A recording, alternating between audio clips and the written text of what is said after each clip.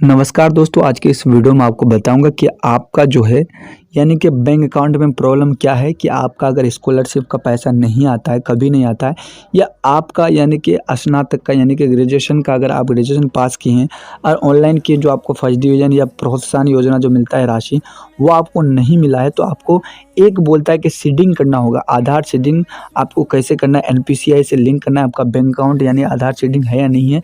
जो आधार सीडिंग क्या है मैं आपको बता दें कि बैंक अकाउंट और आधार से दोनों को लिंक करना है। एक तो होता है मोबाइल नंबर को लिंक करना, और दूसरा होता है कि आपको बैंक अकाउंट को भी आधार कार्ड से अब लिंक करना होगा, तभी आपको हो ये करना होगा, यानी कि सीडिंग, उसी को आधार सीडिंग बोला जाता है। तो आधार सीडिंग करने के लिए आपको करना क्या पड़ेगा, एक फॉर्म भरना होगा। वो फॉर्म आपको मिलेगा कहाँ, आज के इस वीडियो में आपको ये फॉर्म भर के बताऊंगा। तो ये फॉर्म आपको अपने मेरे डिस्क्रिप्शन में मिल जाएगा, उसमें आप जाइएगा, इसको डाउनलोड कर लीजिएगा। या आप जो आपका ब्रांच है, जहां आपका बैंक है, उस ब्रांच में जाइएगा। ब्रांच में जाके आपको इस एप्लीकेशन को ले लेना है, यानी कि इस फॉर्म को ले लेना है। 2 से 4 रुपये आपसे चार्ज करेगा, उसको ले लेना है। लेने के बाद आपको यहाँ लिखा हुआ दिख रहा है, application for linking sending Aadhaar number and receiving DBT benefit. DBT का फुल फॉर्म होता है direct benefit into bank account. ठीक है, बैंक अकाउंट कर देना। करने के बाद आपको एनपीसीआई मैपिंग लिखा है, तो द ब्रांच मैनेजर लिखा हुआ है। द ब्रांच मैनेजर के नीचे आपको बैंक दिख रहा है, तो बैंक का नाम, सेंट्रल बैंक, स्टेट बैंक, जो भी बैंक है उसका बैंक का नाम। BO यानी कि ब्रांच ऑफिस, ब्रांच कहाँ है आपका, बैंक का ब्रांच क्या है वहाँ लिख देंगे दूसरा नंबर में।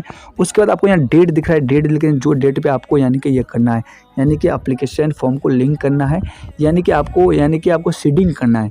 सीडिंग करने के लिए तो डियर सर है यहाँ है, उसका डियर सर लिखने के बाद आपको यहाँ लिखना है I am having a saving account, bank account, तो बैंक अकाउंट नंबर 1 नंबर में, और दूसरा नंबर में मिस्टर मिसेज है तो आपका नाम लिखना है।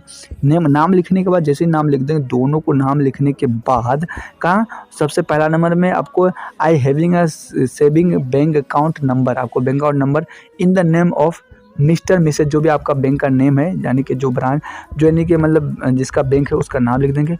लिखने के बाद अब आपको ये दोनों चीज़, 4 चीज़ करना है, बैंक का नाम और बैंक अकाउंट नंबर, उसका नाम, ब्रांच नेम और बैंक का नाम और उसका डेट लिख देना है। ये चारों चीज़ लिख, पाँचों चीज़ लिखने के बाद तीसरा नंबर में अब आपको क्या करना है कि आपका कौन सा बैंक अकाउंट, पहले अगर बैंक अकाउंट था जो जुड़ा हुआ, उस बैंक अकाउंट को अगर हटाना है, तो हटाने के लिए आपको क्या करना होगा, तीसरा वाला ऑप्शन चूज़ करना होगा। आपको यहाँ दिख रहा है तीसरा वाला ऑप्शन चूज़ है, पहला में ये भरे, दूसरा में यानी कि नाम, और तीसरा में आपको यहाँ दिख रहा होगा, अभी तीसरा दिखाते हैं आपको। यहाँ जो आपको बता रहा है कि डीबीटी का मतलब माध्यम से पैसा आता है, डायरेक्ट बेनिफिट ट्रांसफ़र।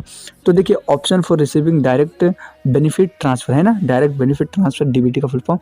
तो I wish to send my account number, तो आपको अकाउंट नंबर लिख देना। लिखने के बाद जैसे अकाउंट नंबर लिखेंगे, अकाउंट नंबर लिखने के बाद आपको नीचे सबसे नीचे आना है, इसके मतलब आपको अभी दिखा रहे हैं हम, सिग्नेचर, थंबनेल, और उसके बाद डाल देना। डालने के बाद आपको सबसे नीचे आना है। आने के बाद आपको फॉर्म का नंबर दिख रहा है यहाँ, और रेफरेंस नंबर यहाँ दिख रहा है। तो आपको यहाँ सिग्नेचर, थंब और इंस्पिरेशन ऑफ कस्टमर, तो आपको यहाँ जो लिख रहा है, यहाँ दिख रहा है वहाँ कस्टमर का यानी कि जो आपका जो जिसका बैंक है उसका बैंक का यानी कि सिग्नेचर और ये थंब दे देंगे। थंब देने के बाद आपको इसको जमा कर देना है। तो इस तरह का फॉर्म भरना है। तो वीडियो कैसा लगा, वीडियो अच्छा लगे तो लाइक कीजिएगा।